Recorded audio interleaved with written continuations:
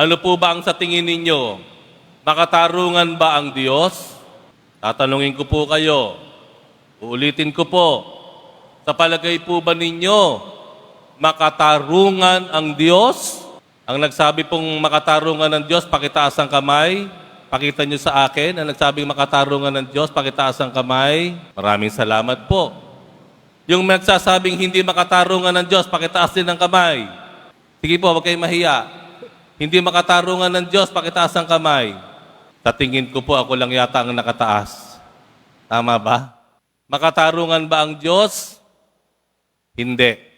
Hindi po makatarungan ng Diyos. Ano ba ibig sabihin ng makatarungan? Kung ayoko ano ang iyong ibinigay, yun din ang iyong tatanggapin. Patas. Di ba? Kung ano yung ginawa, may karampatang consequences ito. Kumbaga, pare-pareho, patas-patas tayo.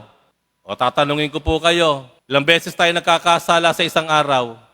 Nabilang niyo po ba? Ilan na po ang nagagawa nating kasalanan mula nang tayo isilang? May nagawa na ba kayong mabigat na kasalanan?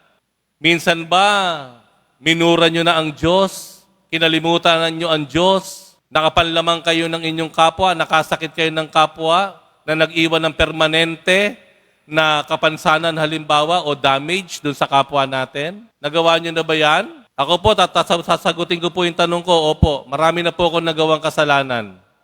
Marami na po akong nasaktan. Marami na po akong nagawa na hindi maganda.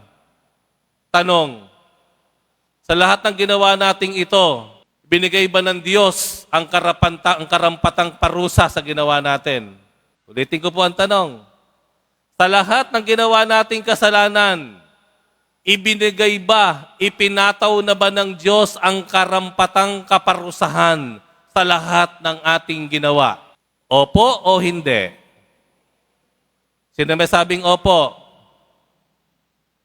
Kasi kung opo, palagay ko, dedo na kayo, nasa ilalim na kayo, 6 feet under the ground. Sino may sabing hindi? Tayong lahat. Sa mga katuwid, hindi makatarungan ng Diyos.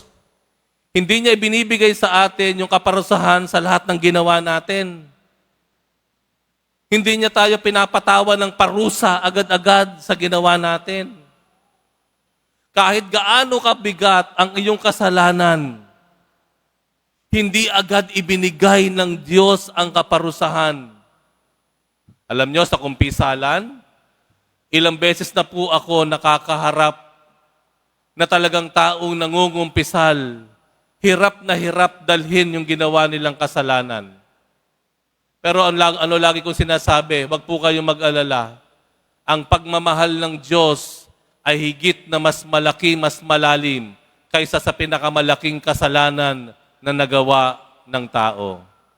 Sa makatuwid, kung ang Diyos hindi makatarungan, hindi niya ibinibigay yung dapat na parusa sa atin, hindi niya ibinibigay agad yung masamang consequences sa ginawa natin, ano tawag sa Kanya? Kung hindi makatarungan ng Diyos, ano siya? Mahabagin. Mahabagin. Maawain. Mga magulang, napakalaki po ng inyong ibinibigay para sa inyong mga anak. Ginugol nyo, sakripisyo ninyo, ang dami pong ginawa ng inyong mga anak. Pero pag nagkasala sila, ano ang ginagawa ng magulang? Maaaring umiyak kayo, magalit sa umpisa, pero sa bandang huli, ano gagawin ng magulang? Sa kanyang anak na halimbawa, napatalsik sa eskwelahan, may ginawang kalokohan, bumagsak sa kanyang pag-aaral, nag-asawa agad, nakabuntis agad. Ano gagawin ng mga magulang sa bandang huli? Pagkatapos ng unang reaksyon ng galit o lungkot, patatawarin, kahahabagan. Tama po? At kapag naramdaman ng anak ninyo na parang sila ay napatawad, abot-abot ang pasasalamat nila sa inyo. Ang Diyos ay hindi makatarungan. Kasi kung magiging makatarungan ng Diyos, walang magtatagal sa atin kahit isang oras sa mundong ito. Bagkus, ang Diyos ay mahabagin. Bakit ko sinabi to? Tingnan nyo, sinabi ng Panginoon sa Ebanghelyo, mahalin ninyo ang inyong kaaway. Kung ang kaaway mo yan, kung pagiging makatarungan lang ang gagawin mo, abay, ngipin sa ngipin yan, mata sa mata, kamao sa kamao, lahi sa lahi. Pagpalain mo ang sumusumpa sa iyo, sinusumpa ka na nga, minumura ka pa. Habang minumura ka, sagot mo, God bless you. Boom! God bless you, brother. Di ba? Yun po ang ipinakita ng Panginoon. Yun ang sinasabi ng Panginoon. Ano sabi ng Panginoon? Pinasisikat niya ang araw sa mga masasama at sa mabubuti. Pinapaulan niya sa mga mabubuti at sa masasama. So hindi lang makatarungan ng Diyos, higit pa sa makatarungan. Siya ay mahabagin. Salamat, Lord, hindi ka naging makatarungan sa amin. Kasi kung makatarungan ka sa amin, matagal kaming nawala at naisumpa, napahamak. Bagkus salamat, Lord, mas pinili mong maging mahabagin sa amin. Papaano ba tayo dapat makitungo? Kung ganyan ang pakikitungo ng Diyos sa atin, ano dapat nating gawin? Una, ang dapat nating gawin, bigyan natin ng pagkakataon na makabawi yung mga tao na nakalamang, nakasakit, nagkasala sa atin. Ulitin ko po, Ito, challenge na to. First challenge, bigyan mo ng pagkakataon yung taong nakasakit sa iyo, nakapanlamang sa iyo, nagkasala sa iyo ng pagkakataong makabawi. Makabawi. Na magawa nilang maibsan yung kanilang bigat sa kalooban dahil nakabawi sa iyo. Okay? Kasi minsan pag may nagkakasala sa atin, nilalayasan natin. Hindi natin hinaharap. Bahala ka, kasalanan mo yan. Magdusa ka. Magtatago ka. Hindi mo papansinin. Iiwas ka ng daan. Iiwasan mo siya. Hayaan mo yan. Kasalanan yan. Dapat matuto yan. Tumagal ng 1 buwan, 2 buwan, taon na ang lumilipas. Yung tao, gusto nang makabawi sa iyo, ikaw ayaw mo. Ang sabi mo, dapat lang yan para sa iyo. Makatarungan ka, di ba? Pero may kulang doon. Yung habag na ipinakita ng Diyos sa iyo. Pangalawa, ang pwede nating gawin, hindi lang makabawi yung tao, kung hindi, makapagbago yung tao. Makapagbago yung tao. Maibalik muli niya ang kanyang respeto sa sarili. Maibalik niya uli ang maayos niyang pagtingin sa kanyang sarili. Maibalik niya yung inyong ugnayan. Kasi minsan, ano sinasabi natin, pag nagpapatawad tayo, sige, okay na yon. Pinatawad na kita, okay na yon. Basta wag lang tayo magkakasalubong. At least pinatawad kita. Di ba may ganoon po? I forgive you. Sige, sige lang. Pero that's it. That's all for us. Hindi po ganoon ang pagpapatawad. Hindi ganoon ang pinakitang habag ng Panginoon sa atin.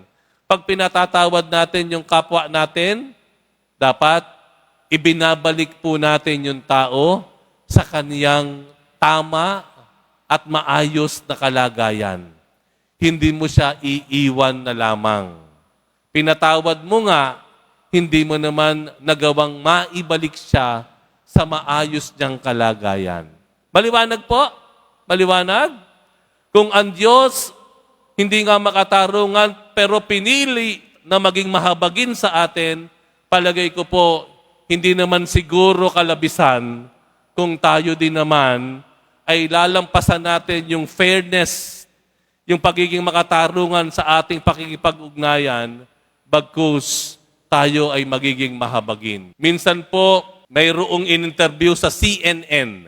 Ayan, CNN International. Ang ini-interview po ay isang ina, nanay, at mayroon siyang katabing lalaki. May katabing lalaki. Nandun sa bahay nila, sa sala, may ina dito, may katabing lalaki, kasamang lalaki dito sa sala. Ito ay palagay ko ay somewhere in the African continent. Ang tanong nung reporter, bakit mo nagawang makasama ang lalaking iyan? Alam niyo kung sino yung lalaking kasama niya sa sala? Yun ang pumatay sa kanyang asawa at mga anak. Yung lalaki na kasama niya sa sala at kausap ng reporter, ang pumatay sa kanyang asawa at mga anak. Ano sabi ng babae nung ina? Sabi niya ganon, Kristiyano po ako. Kristiyano po ako. At bilang Kristiyano, kailangan kong tanggapin ang hamon na magpatawad, na maging mahabagin, maging maawain. Mga kapatid, sa sandaling ito, sino yung mga tao na dapat nating pagpakitaan ng habag? Sino yung mga tao na hanggang ngayon humahabol, humihingi ng ilang saglit sa atin para maibalik nila ang kanilang tamang sarili, makatanggap ng pangunawa at habag sa atin? Tandaan po natin ito, ang Diyos hindi makatarungan sa atin dahil hindi tayo tatagal kapag naging makatarungan siya. Tayo ay kinahahabagan ng Diyos kung bakit mayroong dumadaan na sandali, minuto, oras, araw at taon sa ating buhay dahil pinili ng Diyos na maging mahabagin sa atin.